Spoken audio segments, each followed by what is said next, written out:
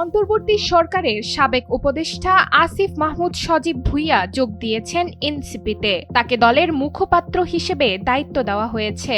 আজ সন্ধ্যায় এক সংবাদ সম্মেলনে এ তথ্য জানিয়েছেন এনসিপির আহ্বায়ক নাহিদ ইসলাম। এনসিপি তার দলীয় কার্যালয়ে যে জরুরি সংবাদ সম্মেলন ডেকেছে সেটির মূল কারণ আসিফ মাহমুদের দলের যোগদান উপলক্ষে। আসিফ মাহমুদ অন্তর্বর্তীকালীন সরকারের উপদেষ্টা পদ থেকে কিছুদিন আগেই পদত্যাগ করেছিলেন। এনসিপির সূত্র জানায়, আপাতত নির্বাচনে অংশগ্রহণ করতে না পারলেও আসিফ এনসিপির মুখপাত্র হিসেবে দায়িত্ব পালন করবেন।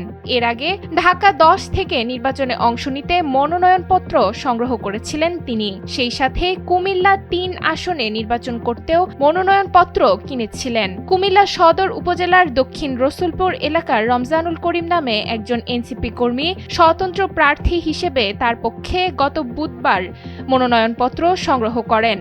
যদিও কোনোটিতেই তার মনোনয়নপত্র জমা দেওয়ার তথ্য জানা যায়নি। নুসরাত তালবিয়া, সময়ের আলো।